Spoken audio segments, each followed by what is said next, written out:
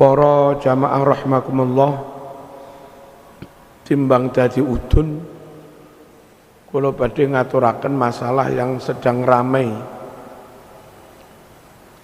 Pak Menteri Agama niku ngeten lho.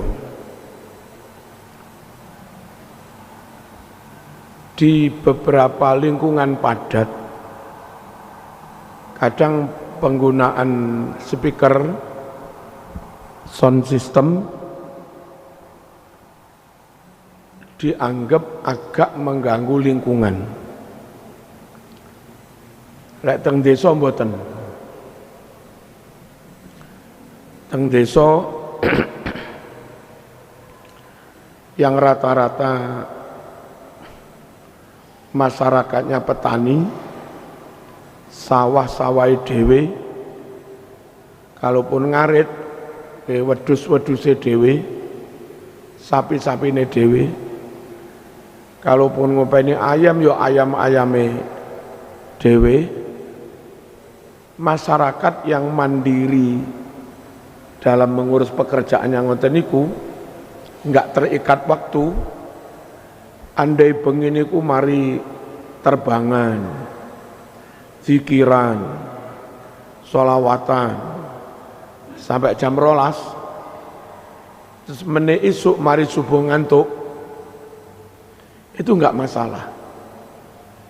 Mari subuh turu maneh sik ngono sawah jam-jam 09.00 enggak masalah. Wong sawah-sawe dhewe. Mari subuh turu maneh engko ngarit jam 09.00 enggak masalah. Nah, teng masyarakat perkotaan, perumahan padat, wargane ku kathah sing ASN, PNS, dosen, terus bekerja di perusahaan, pekerja penjaga toko-toko yang jam sekian kudu mlebu, tukang kuli jam itu kudu mulai. Nah, masyarakat perkotaan, perumahan padat yang pola bekerjanya seperti itu, gelem gak gelem jam itu kudu kerja, budal tak omah jam 6:30. Dan niku menawi bengine ana rame-rame, swara gak karu-karuan ramene, cek dangdutan, cek opo lah, sampai jam 2 bengi, jam 1 bengi, jam 12 bengi, niku enggak baik. Karena besok nek mari subuh wong-wong iki turu neng kantor, neng pabrik malih telat. Dipaksakan budal isuk, kerja yo gak maksimal wong ngantuk. Paham nggih?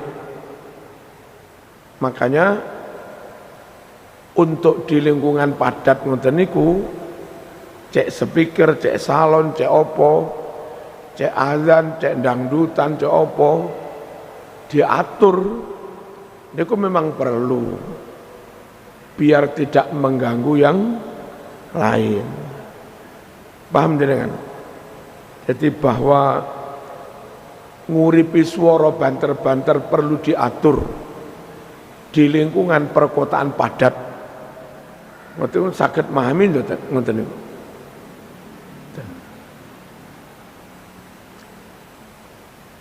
Kecuali kalau swara niku sifatnya sesekali, boten rutin, jenenge Agustusan, rame-rame melekan sampai jam 2 bengi, nopolah tahun baruan sampai jam 1 bengi. Misalnya meneng ngantuk niku tanggal abang, pas boten kerja, atau wonten tiyang gadah gawe mantu paling ya saurip sepisan, jadi manten itu. Apalagi dia juga pengertian, rame-rame ini ngenteni dina sing mengkene ku libur, meneh libur. Sabtu malam Minggu. Nah, nek ngoten niku nggih napa jare lingkungan mawon. Kalau lingkungan oke nggih, monggo. Tidak perlu dibuatkan undang-undang atau aturan oleh negara. Tapi menyembunyikan sound yang terlalu keras, rutin, jam sakmene muni, dan sangat keras di lingkungan padat. Apalagi misalnya niku perumahan rata-rata Hindu. Terus kau wadah apa tempat ibadah Hindu apa jenenge? Kata pura gede-gede. Jam-jam tertentu dari pura-pura yang berdekatan ini muncul suara pagi dan pagi karo sore biasa. Oh ya kan ngoten. Dan dari banyak speaker 1-2 kakak muslim yang di situ ini tentu merasa terganggu. Demikian juga di perumahan mayoritas muslim padat, mereka musola jarak 150 meter ono musola maneh, 200 meter kono ono musola, kabeh gawe toa. Dan di waktu bersamaan banter bersaut-sautan, jangankan yang non muslim, sing muslim arep jawab angel. Kene jawab sing kono hayya 'alas shalah. Mari ngono kurung kono Allahu akbar. Kurung kono maneh hayya 'alal falah. Halo. Paham den? Jadi keinginan untuk ngatur, menertibkan, niku bukan berarti menentang azan. Yang memang perlu ditertibkan dalam situasi kados ngoten niku yang setiap saat senantiasa begitu. Misalipun lek cara kula nggih, andai kula niki menteri di perumahan besar itu yang damel speaker atas cekap masjid Jami'i. Nah, mereka akan musola. Begitu masjid Jami' niki muni, damel speaker atas, ras, sing musola cukup salon mawon untuk nek musola kan paling untuk lingkungan mereka 30 rumah, mereka kan cilik mawon lingkupe. Damel salon dipasang teng ngarepe langgar sampun cekap. Paham ya? Jadi ditertibkan bukan untuk nomor ini. Lah kami enten yang seneng situ enggak seneng, terus berpikirnya sampun tidak berpikir rasional, tidak berpikir realistis, sing geding antem ae. Terus jadi rame, ngoten.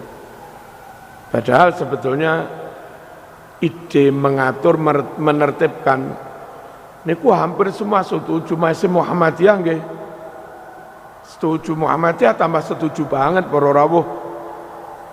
Misalnya kampung enten iki sing adzan pakai speaker atas masjid, musola yang jaraknya berdekatan salon, terus pujian yang kadang sampai 10 menit tidak perlu menggunakan suara atas, cukup suara dalam. Misalnya ngoten niku, Muhammadiyah tambah setuju banget. Lek perlu enggak pujian barang yo setuju banget, tapi ditentang wong NU. Bukan meniadakan pujian, tapi menertibkan suara, volumenya piro, jaraknya piro. Lalu wong ditanya wartawan, pertanyaannya enggak terduga, jawabannya juga enggak dipersiapkan. Ya seperti kamu kan juga terganggu. Kalau misalnya di waktu bersamaan ada dari 8 gereja loncengnya munim bareng, kan ya terganggu juga. Atau di waktu bersamaan ada sekian banyak anjing menggonggong bareng, kamu kan terganggu juga. Lha niku sing digoreng dadi rame. Terus Menteri Agama menyamakan suara adzan dengan suara anjing. Padahal bukan kok suara adzan sama dengan suara anjing, mboten ngoten.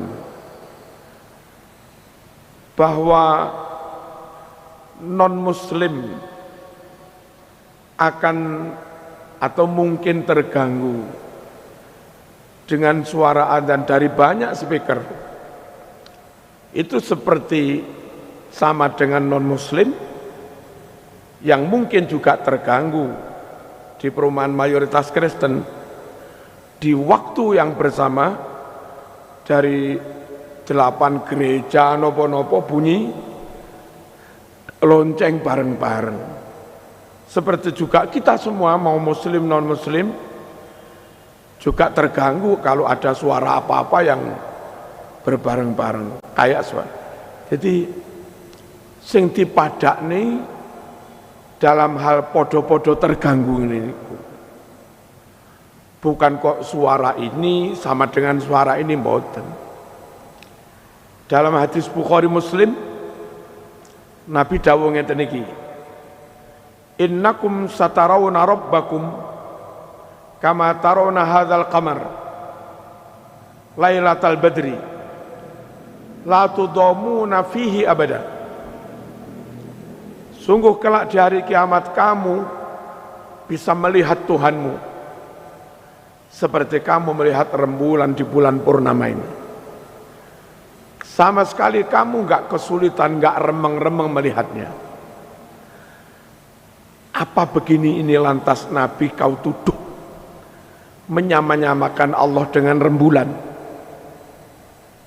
Ya napa? Lak mboten dah.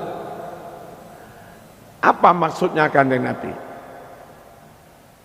Dalam hal jelasnya mata rohanimu memandang Allah di hari kiamat nanti sangat jelas. Itu seperti jelasnya mata zahirmu sekarang memandang rembulan itu. Bukan Allah disamakan dengan rembulan, tapi ing dalam oleh jelase hatimu memandang Allah sama dengan jelase mripatmu memandang rembulan. Yang disamakan nikune. Dalam hal non-muslim terganggu dengan suara adzan keras bersamaan, seperti kamu terganggu dengan suara anjing. Niku ora kok adzan sama dengan anjing. Paham ini?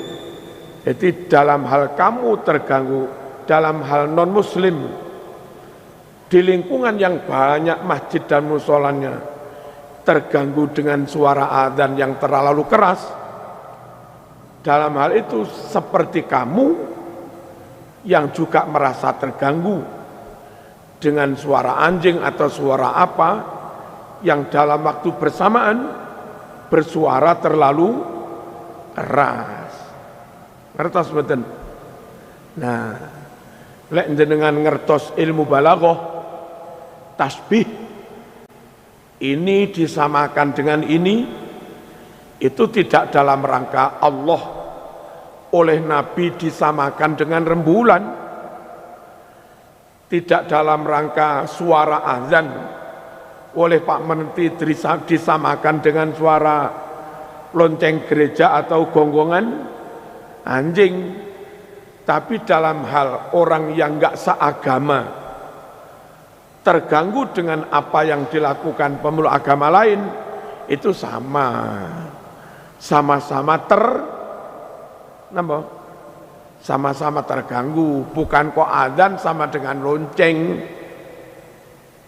Pertos? Tuh.